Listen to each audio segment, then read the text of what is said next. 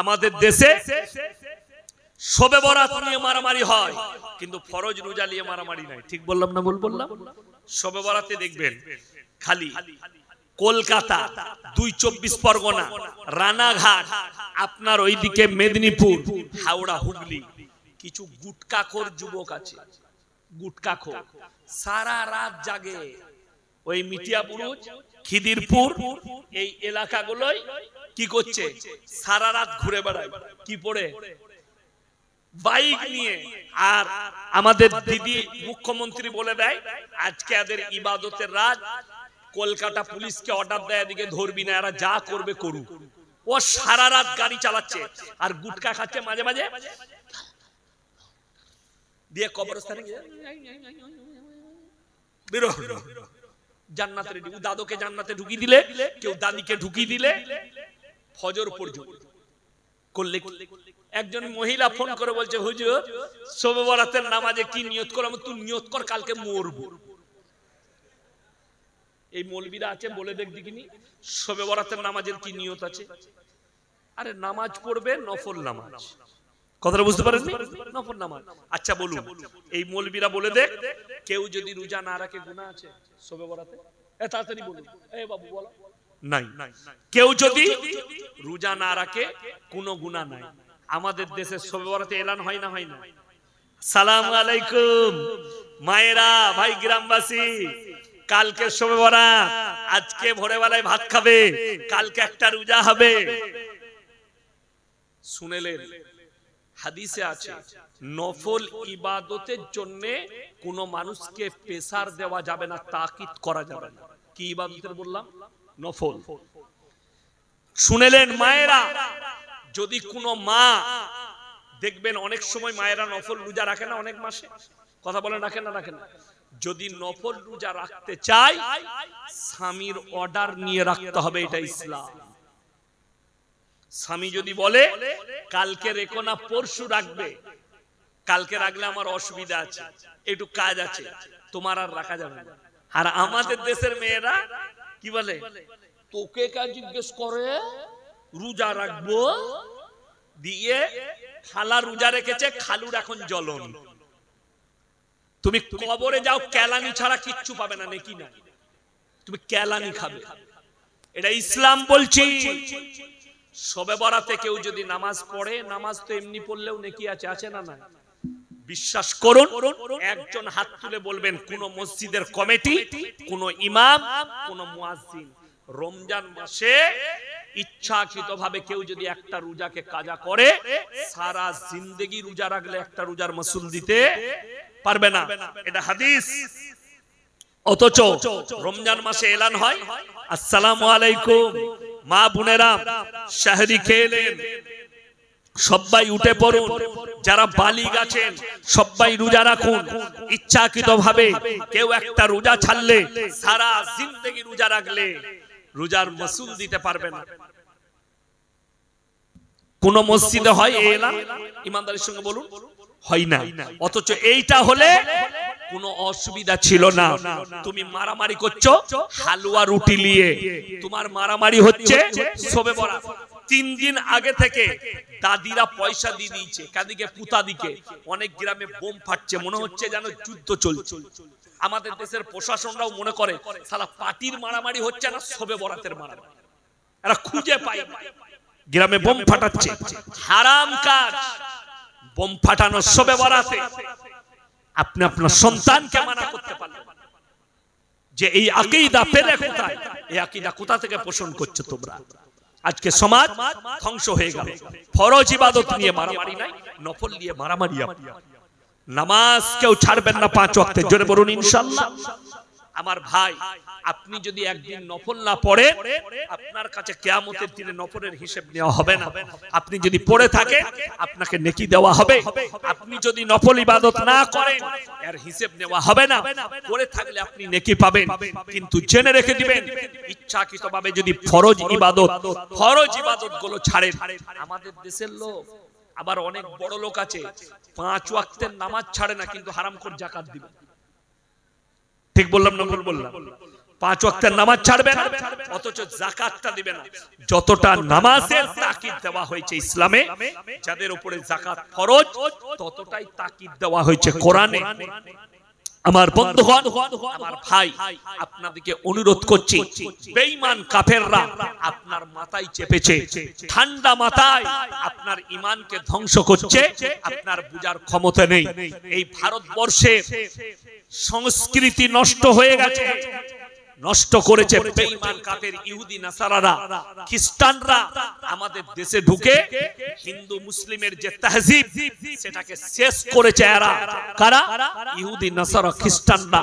তাদের আকীদা আমাদের দেশের স্টুডেন্ট, আমাদের দেশের শিক্ষিত লোক যখন পশ্চিমী দুনিয়ার দিকে ফলো করতে লাগলো, এদের সব কিছু ধ্বংস হয়ে গেল। ভারতের সুপ্রিম কোর্ট রায় দিয়েছে সমকামী লিগেল, ভারতের সুপ্রিম কোর্ট রায় দিয়েছে পরকীয়া লিগেল। আপনি আপনার ঈমানকে বাঁচানোর দায়িত্ব আপনার নিজে। আজকে আমি কেন বলছি, এই পাপগুলো আজকে নয়, রাসূল আকরাম সাল্লাল্লাহু আলাইহি সাল্লামের হাদিস, আখরি জামানায় বর্বরতার যুগের পাপগুলো মডেলিং হয়ে ফিরে আসবে, আর এরা রুখতে পারবে না। বর্বরতার যুগের পাপগুলো মডেলিং হয়ে ফিরে আসবে। আজকে সমকামিতা, এটা রাসূলের যুগের পাপ নয়, হযরতে ইয়াকুব নবীর যুগের পাপ নয়, হযরতে ইসহাক নবীর যুগের পাপ নয়, হযরতে ইউসুফ নবীর যুগের পাপ নয়, হযরতে মুসা নবীর যুগের পাপ নয়, হযরতে ঈসার পাপ নয়। এই পাপ হচ্ছে হযরতে লূত নবীর কওম, লূত নবীর জামানা। আর আপনি যদি লক্ষ্য করেন, যারা শিক্ষিত সমাজের সন্তান আছেন, যারা শিক্ষিত জ্ঞানী গুণী আছেন, পৃথিবীর ম্যাপটা খুলে দেখবেন, একটা দরিয়ার নাম, একটা জায়গার নাম হচ্ছে মরা সাগর। একটা সাগরের নাম বৈজ্ঞানিকরা নাম রেখেছে মরা সাগর, যেখানে একটা পোকামাকড় কীট পতঙ্গ জন্মায় না। ওই জায়গায় আল্লাহ তাআলা হযরতে লূত নবীর কওমকে রুটির মতো পাল্টিয়েছেন। ওই জায়গাটাই হচ্ছে আপনার মরা সাগর। কেন? লূত নবীর কওম মারাত্মক সমকামিতে লিপ্ত হয়েছিল। এবং আল্লাহ তাআলা, আমার যুবক যুবতীরা শুনেলেন, স্টুডেন্টরা, আল্লাহ তাআলা দুজন নবীর বিবিকে জাহান্নামী ঘোষণা করেছেন। কোরআনে লাকির টানা হয়ে গেছে, এটা আর ফিরবে না।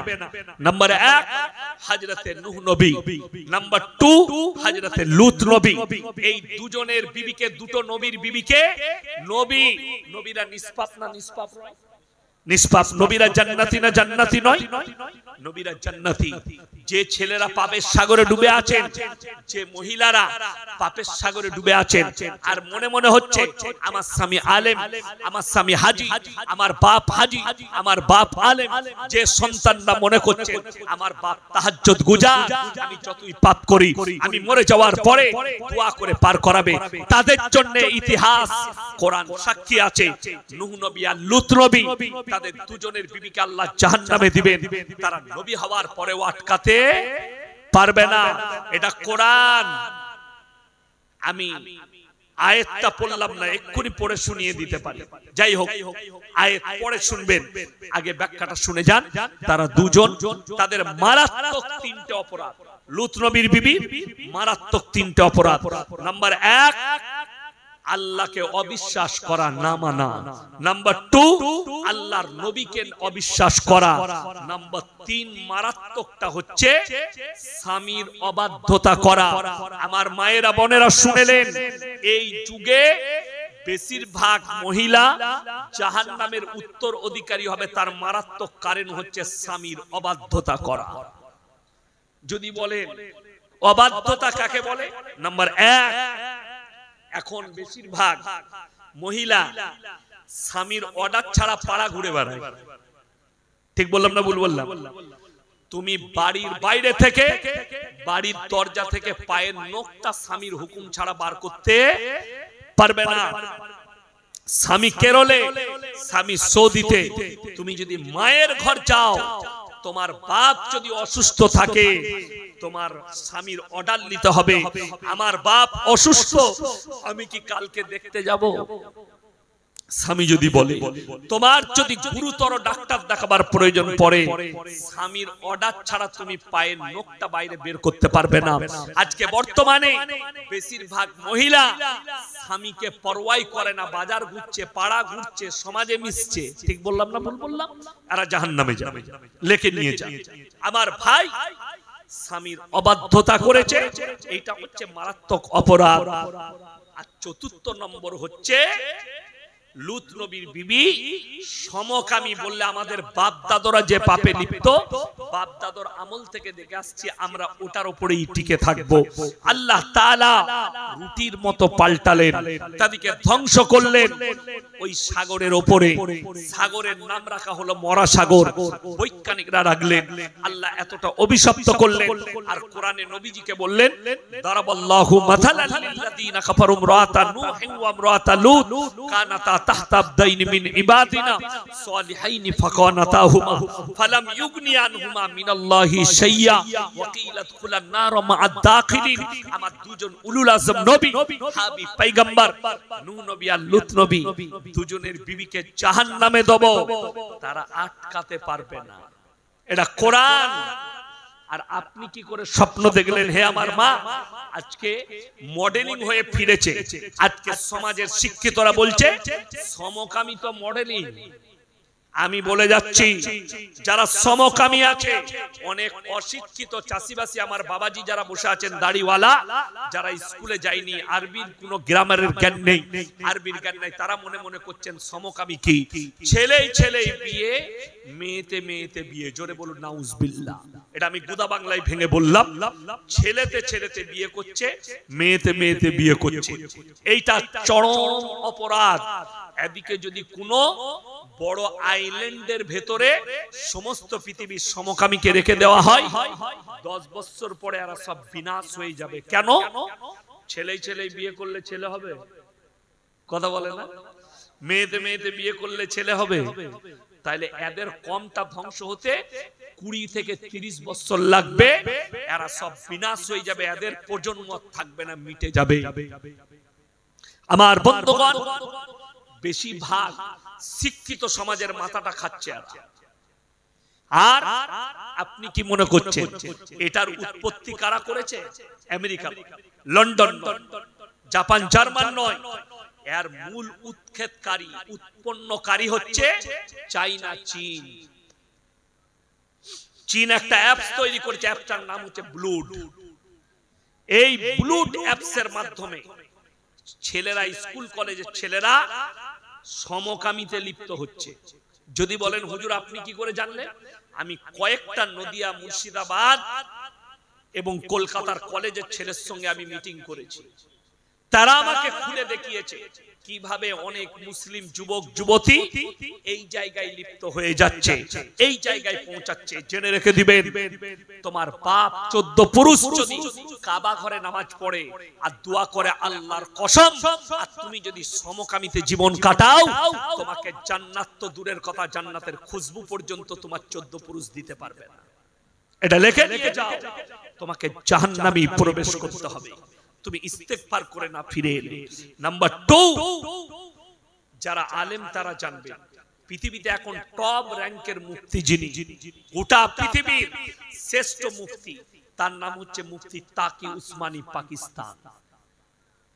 সবথেকে বড় স্কলার পৃথিবীর, গোটা পৃথিবীর, আরব দুনিয়া থেকে পৃথিবী যার কাছে ফতোয়া নেয়, তিনি 2 মাস আগে একটা কনফারেন্সে বক্তব্য রাখতে গিয়ে মারাত্মক কথা বলেছেন। যারা বসেছিলেন তাদের চোখ দিয়ে পানি। তিনি বলেছেন কিয়ামত সে পহলে पूरे दुनिया में, पूरे आलम में हराम औलादों से भर जाएंगे। পুরো দুনিয়া হারাম আওলাদে ভরে যাবে। কিভাবে প্রমোট হবে? হারাম আওলাদ গুলো কিভাবে আসবে? হে আমার মা বোন, হে আমার যুবক, আপনারা শুনে যান কিভাবে প্রমোট হবে হারাম আওলাদ গুলো। তারা ঠান্ডা মাথায় আমাদের সন্তানকে জিনা করাচ্ছে, আমরা অনুভবই করতে পারবো না। তারা নাম রেখেছে ইহুদি নাসারারা, নাম দিয়েছে 14ই ফেব্রুয়ারি ভ্যালেন্টাইন ডে, কাজ হচ্ছে জিনা করা। তারা নাম রেখেছে চকলেট ডে, কাজ হচ্ছে জিনা করা। তারা নাম রেখেছে রোজ ডে, কাজ হচ্ছে জিনা করা। তারা নাম রেখেছে কিস ডে, কাজ হচ্ছে জিনা করা। এটা ভারতের সংস্কৃতি নয়, এটা ইহুদি নাসারা খ্রিস্টানদের সংস্কৃতি। এরা জিনায় লিপ্ত, এদের হারাম হালাল নেই। আর ওই সংস্কৃতিটা আমাদের ভারতের মাটিতে জুড়ে দিয়েছে। এখন আমাদের হাজারো মুসলিম ছেলে মেয়ে স্কুল কলেজে তারা এগুলোকে পালন করছে। আমি ফেসবুকে দেখলাম আজ থেকে অ্যাড চলছে, 14ই ফেব্রুয়ারি আই লাভ ইউ, গোলাপ দিয়া দিয়া চলছে এখন থেকে। এগুলো হচ্ছে ঠান্ডা মাথায় আমাদের সন্তানকে জিনা করানো। আপনার বয়স কত হলো? 63। আমার ভাই, আমি তো এই 39-এ পা রাখলাম।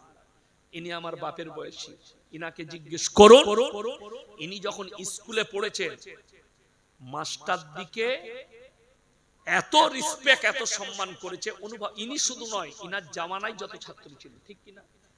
তখন কিন্তু ইনাকে জিজ্ঞেস করুন, আপনি শিক্ষক দিবস কিছু জানতেন? তখন জানতাম না।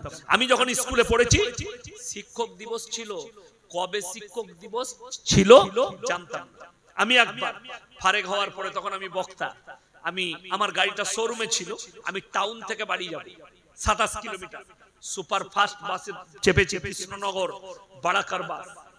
তো আমার একজন স্কুলের টিচার রবি বাবু, তিনি 6-এ অঙ্ক নিতেন। তিনি, আমি সিটে বসে আছি আর তিনি চেপেছে, আমি উঠে দাঁড়িয়ে গেলাম, স্যার আপনি বসুন। কি বললো জানেন? আরে ইয়াসিন, তুমি কত মহান ব্যক্তি, তুমি ধার্মিক, তুমি ধর্মগুরু, কত উঁচু জায়গায় গেছো, আর তুমি দাঁড়াবে আমি বসবো? না স্যার, আমি হাতটা ধরে বসালাম। কেন? তিনি আমার বাপের বয়সী। তিনি কি বললেন জানেন? যে বাবা ইয়াসিন, তোমরা যে রিসপেক্ট করেছো এখন আর সেই সম্মান নেই। আমি খালি দিন গুনছি কবে আমি রিটায়ার হয়ে যাব, বাড়িতে ঢুকে যাব। কত ভদ্র মানুষ, সেই সম্মান নেই।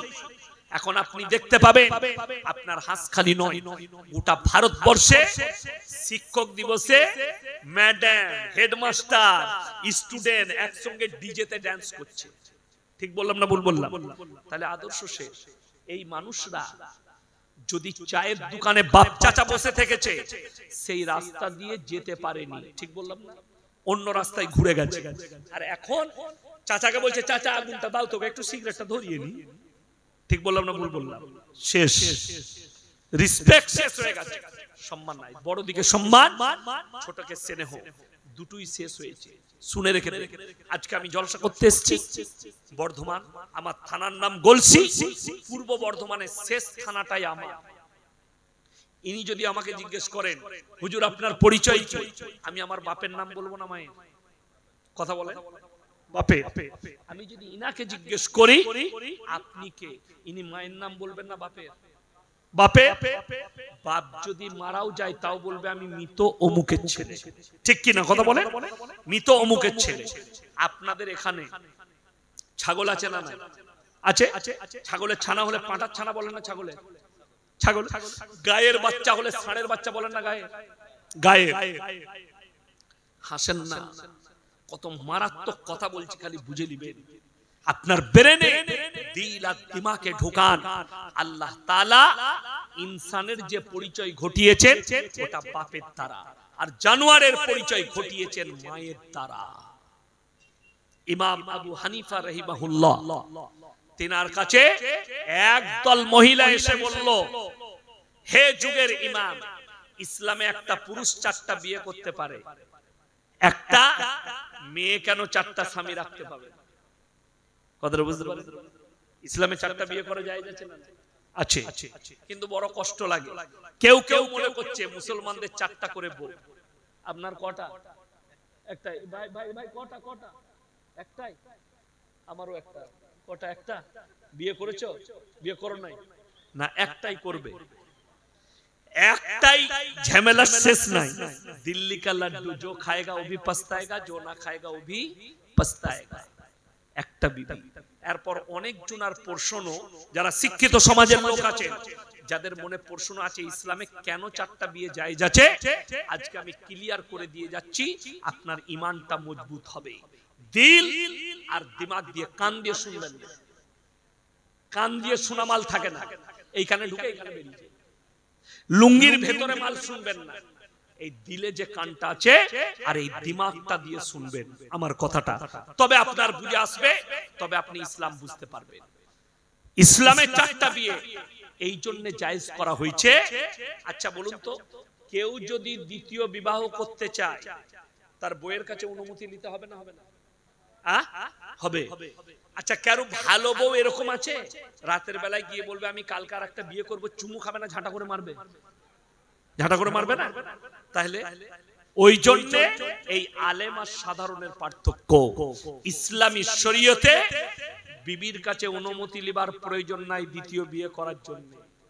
হাসখালির মা বোনেরা যারা জলসা শুনছে, তারা মনে মনে ভাবছে এরা আচ্ছা 8 কুড়োর বেটা হুজুরকে দাওয়াত দিয়েছে, এ তো বিয়ে করার কথা বলছে। আমার মা বোন শুনেলেন। আর যারা যুবক আছে, তারা মনে মনে ভাবছেন এতদিন একটা ভালো হুজুরকে দাওয়াত দিয়েছিস, এই তো বিয়ে করার কথা বলছে, সকালে উঠি দীপালিকে বিয়ে করব, তুইও মার খাবি আমিও খাবো। না, ইজাজত অনুমতি বিবির কাছে নয়, অনুমতি হচ্ছে ইসলাম যেটা বলেছে, আল্লাহ বলেছেন তোমার দিলকে জিজ্ঞেস করো। তুমি যদি দুটো বিবিকে সমান চোখে দেখতে পারো, তোমার জন্য জায়েজ। যদি তোমার মনে হয় আমি দুটো বিবিকে সমান চোখে দেখতে পারবো না, তোমার জন্য ইসলামী শরীয়তে একটাই বিবি যথেষ্ট। জোরে বলুন একবার সুবহানাল্লাহ। তার মানে 4টা বিয়ে করা জরুরি নয়। কেন 4টা রাখা হয়েছে বলে দিই। তোমার স্ত্রী যদি বন্দা হয়, বাচ্চা না হয়, তোমার বংশ পরম্পরা চালু রাখার জন্য তুমি দ্বিতীয় বিবি গ্রহণ করতে পারো। কিন্তু যদি তোমার মন বলে দুটো বিবিকে সমান চোখে দেখতে পারবো না, তোমার জন্য প্রয়োজন নাই। যারা দুটো বউ রেখেছেন, একটা বউকে 500 টাকা দামি শাড়ি আর একটা বউকে 300 টাকা, সে যদি তাহাজ্জুদ গুজার হয়, কবরের আযাবের জন্য তুমি রেডি থাকবে, তোমার কোনো বাপের বেটা আযাব রুখতে পারবে না। কেউ যদি দুটো বউ রাখে, একটা বউকে যদি 30 টাকা কিলো চাল দেয় আর একজনকে যদি 20 টাকা কন্ট্রোলের চাল দেয়, তাকে রেডি থাকতে হবে কবরের আযাবের জন্য। কাবা ঘরে নামাজ পড়লেও তার কবরের আযাব কেউ রুখতে পারবে না। জোরে বলুন সুবহানাল্লাহ। 3 নম্বর, আপনি গেছেন ব্যাঙ্গালোর, আপনার বিবি অসুস্থ, ডাক্তারে বলল আপনার বিবির যা কন্ডিশন, এর সঙ্গে শারীরিক মিলামিশা করা যাবে না। অর্থাৎ তুমি আর একটা বিবাহ করো নিজের জৈন খিদা মিটাবার জন্য, চাহিদা মিটাবার জন্য। কিন্তু আমাদের দেশে যে বলছে কেন আর একটা বউ রাখবে, আপনাদিকে শিক্ষিত সমাজকে আমি জিজ্ঞেস করতে চাই, একটা হালাল বিবি রাখা ভালো না বেশ্যাখানায় গিয়ে নিজের যৌবনটা খরচ করা ভালো? তাড়াতাড়ি বলুন। হালাল বিবি, এটা শিক্ষিত সমাজ বলবে যাদের ব্রেন আছে। এরপর বলে দিই, কোরআন বলেছে ওয়ালা তাকরাবুজ জিনা ইন্নাহু কানা ফাহিশা ওয়া সা সাবিলা। ব্যভিচার করা তো অনেক দূরের কথা, যে রাস্তায় ব্যভিচার হয় সেই রাস্তার ধারে পাশে যাতায়াত করো না। জোরে বলুন না সুবহানাল্লাহ। তো ইমাম আবু হানিফা রাহিমাহুল্লাহকে জিজ্ঞেস করলেন, উনি বললেন কাল সকালে উত্তর দেব, তোমরা চলে যাও। সব ফিরে চলে গেছে। উনি বাড়িতে রাত্রে খানা খেতে বসেছে। উনার মেয়ে বললে আব্বা আপনি খানা তো খাচ্ছেন, কিন্তু কোনো একটা টেনশন আপনি ভোগ করছেন। উনি তখন উত্তর খুঁজছেন, টেনশন। আচ্ছা, পুরুষরা টেনশনে কেউ থাকলে বোঝা যায় না, জানেন? সে চিন্তিত থাকে, অন্যমনস্ক থাকে। তো ইমাম আবু হানিফা রাহিমাহুল্লাহ বললেন, মা মহিলারা একটা প্রশ্ন করেছে, আমি উত্তর খুঁজছি। সেই যুগটা টেকনোলজির যুগ ছিল না, সেই যুগটা সায়েন্সের যুগ ছিল না। তিনার মেয়ে বললে আব্বা সেই মহিলা দিকে কালকে আমার কাছে পাঠাও, আমি উত্তর দেব। বললে পারবে? একদম। সকালে মহিলারা হাজির। যুগের ইমাম বলল যাও, আমার মেয়ের কাছে তোমাদের উত্তর রাখা আছে। যখন তারা এলো, সকল মহিলাকে বললে বসে যাও। রিওয়ায়েতে আছে একটা একটা করে কটোরা ধরালেন, বাটি হাতে নাও, আর সবাই পর্দার আড়ালে যাও, গিয়ে নিজের নিজের স্তন থেকে দুধ বের করে নিয়ে এসো। প্রত্যেকটা মহিলা নিজের স্তনে দুধ বের করে নিয়ে এলো, একটা জায়গায় ঢালা করালেন, একটা ডাব্বার মধ্যে ঢেলে দাও, সব মিক্স হয়ে গেল। এরপরে যুগের ইমামের মেয়ে বলছে, তোমরা এরপর এক কাজ করো, নিজের নিজের দুধগুলো বের করে নাও। আর বার করা যাবে? কথা বলে বার করা যাবে না। তখন সেই মহিলারা বলল, এ পাগল মেয়ে, দুধটা মিক্স হয়ে গেছে, এটা কেমন করে বার করব? তিনি বললেন, আমি পাগল নয়, পাগল তোমরা সেজেছো, তোমরা পাগল হয়ে গেছো। একটা ছাগল মাঠে গেলে চারটা পাঁঠা মিলামিশা করতে পারে, কার বীর্য থেকে বাচ্চা হয়েছে এটা আল্লাহ ছাড়া কেউ জানে না। একটা গাই মাঠে গেলে পাঁচটা ষাঁড় মিলামিশা করতে পারে, কার বীর্য থেকে বাচ্চা হয়েছে এটা আল্লাহ ছাড়া কেউ জানে না। তোমরা যদি চারটা পুরুষ রাখতে চাও, সমাজে সংশয় দাঁড়াবে, বাচ্চাটা কার বীর্য থেকে হয়েছে, অর্থাৎ দ্বন্দ্ব দাঁড়িয়ে যাবে। আর আল্লাহ তাআলা ইনসানের পরিচয় ঘটিয়েছে বাপের দ্বারা, আর জানোয়ারের পরিচয় ঘটিয়েছে মায়ের দ্বারা। আজকে বর্তমানে যাদের কাছে গুগল আছে, সার্চ করুন, লন্ডন, আমেরিকা, জাপান, জার্মান, উত্তর কোরিয়া, দক্ষিণ কোরিয়া, চাইনা, ব্রাজিল, অস্ট্রেলিয়া, স্পেন, যতগুলো বেঈমান কাফেরের দেশ আছে, ইহুদি নাসারাদের দেশ আছে, তারা তাদের পার্লামেন্টে পাস করিয়েছে। এরপর থেকে যদি কোনো ছেলে মনে করে মায়ের পরিচয়ে বাঁচবো, সে মায়ের পরিচয়েও বাঁচতে পারবে। এটা ইসলামের সরাসরি হারাম, নাজায়েজ। ইসলাম পরিচয় নয়, আল্লাহ মানুষের পরিচয় দিয়েছে বাপের দ্বারা, আর জানোয়ারের পরিচয় দিয়েছে মায়ের দ্বারা। এদের মধ্যে আর জানোয়ারের মধ্যে কোনো পার্থক্য থাকবে না। জোরে সোরে একবার জোরে বলুন সুবহানাল্লাহ। ওই জন্যে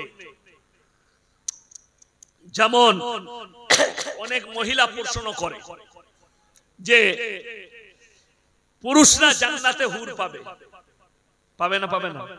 কথা বলে না। এইটা নিয়ে দেখছি অনেক মহিলা, আমাদের মুসলিমদেরই একটা মেয়ে, তার নাম হচ্ছে সুবুই খান, দিল্লিতে বাড়ি, সে দেখছি চ্যানেলে এসে বলছে, ये मुसलमान मौलवी लोग धोखा देता है, झूठ बोलते हैं। কিন্তু দুঃখটা কি জানে, এ মেয়ে শিক্ষিত হয়েও অশিক্ষিত। যেহেতু আপনারা যেদিকে চ্যানেলে দেখতে পাচ্ছেন, টিভি চ্যানেলে টুপি লাগিয়ে দাড়ি লাগিয়ে বসছে, এগুলো একটা মৌলবি লয়, এগুলো গায়ে মুখো হেলে। এই চ্যানেল ওয়ালাদের হিম্মত নাই আমাদের মতো বাপের বাটা মৌলবির সঙ্গে বসি। আমি 1000-এর বেশি ইনভাইট করেছি, বসেনি, আমাকে ডাকেনি, হিম্মত নাই, ডাকার ক্ষমতা নাই, বসারও ক্ষমতা নাই। কেন? হকটা যারা বলবে তাদেরকে ডাকা হবে না। কোরআনে আছে, ওয়াহুরুন ইনুন কামসালিল লুলুইল মাকনুন। কি বললাম? কোরআনে কোথায় আছে? সূরা ওয়াকিয়া। কোন সূরায় বললাম? সূরা রহমানের পরে সূরা ওয়াকিয়া, ওইখানে আছে ওয়াহুরুন ইনুন কামসালিল লুলুইল মাকনুন। আমি আল্লাহ রাব্বুল আলামিন জান্নাতে উপভোগ করার জন্য তোমাদিকে যে বিবি দান করব, হুর বিবি, সেই হুর বিবিদিকে আমি ওইভাবে লুকিয়ে রেখেছি যেভাবে তোমরা হীরে মতি মুক্তকে লুকিয়ে রাখো ডিব্বার ভেতরে। তুমি প্রথম তোমার জান্নাতের ঘরে প্রবেশ করে তুমি প্রথম স্পর্শ করবে এবং নজরটা তুমি প্রথম সেই বিবিকে দিবে। জোরে বলুন সুবহানাল্লাহ। যদি মেয়েরা বলে আমরা কি পাবো, তোমাদের জন্য মারাত্মক উপহার। পৃথিবীতে একটা মেয়ে দুটো স্বামী রাখতে পারে? কথা বলে না? না। কিন্তু একটা স্বামী চারটা বউ হতে পারে না? পারে। আরে মুসলমান তো হালাল বিয়ে করেছে। আপনাকে আমি ভারতে দেখিয়ে দেবো কতগুলো এমন লোক আছে ঘরে একটা বউ, বাইরে চারটা রেখেছে। ঠিক বললাম না? বললাম। যদি প্রমাণ চান আমার সাথে পার্সোনাল আমার এলাকায় বর্তমানে দেখিয়ে দেবো, দামি লোক ঘরে একটা বউ, দুর্গাপুরে একটা, আসানসোলে একটা, কলকাতায় একটা, 4খানা বউ রেখেছে। 4খানা। বাকি সব বউগুলো হারাম, একটা বিবি খালি হালাল বিবাহ করা, বাকি সব হারাম। এরকম আছে। এইটা ইসলামে নাজায়েজ, হারাম। বিবিরা তুমি যদি জান্নাতের উত্তর অধিকারী হও, কিয়ামতের দিনে আল্লাহ তোমার স্বামীর সেবক হিসাবে তোমাকে কবুল করবে। জোরে বলুন সুবহানাল্লাহ। তুমি জান্নাত পাবে। আল্লাহ রাব্বুল আলামিন সকল ভাইকে অনুরোধ করছি, বেঈমান কাফেরের খপ্পর থেকে নিজেদিকে বাঁচাবো। জোরে বলুন ইনশাআল্লাহ। অথচ সে লোকের ভবিষ্যৎ বলছে, এইটাই দুঃখের। আমি মোবাইলে একটা ক্লিপ দেখলাম,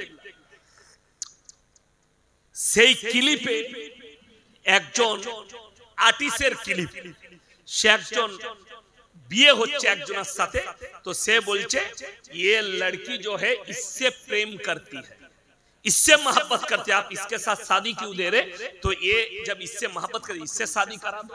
तो সেখানে যে ছিল পণ্ডিত, সে বলছে मैं भविष्य जानता हूं, मुझे मत सिखाओ। तो बोले आपको सब मालूम है? बोले हाँ। बोले अच्छा, अब बताओ खुद के बारे में तुम्हारा भविष्य क्या है? बोले मेरे को मालूम है। तो और पाशे और बंधु থাকছে, তাকে বলছে एक काम करबे। बोले क्या करूं? बोले बंदूक निकाल और बाबा का कानपट्टी पे लगा। और कानपट्टीতে লাগিয়েছে। बोले आप घोड़ा दाबा, घोड़ा माने सुईज मार। तो से बोलছে क्यों? बोले नहीं, आपको तो पूरा कॉन्फिडेंस है ना, आप नहीं मरेंगे क्योंकि आपको भविष्य मालूम है, तो हम गोली चलाएंगे, तुम्हारा सर पे आर पार नहीं होगी।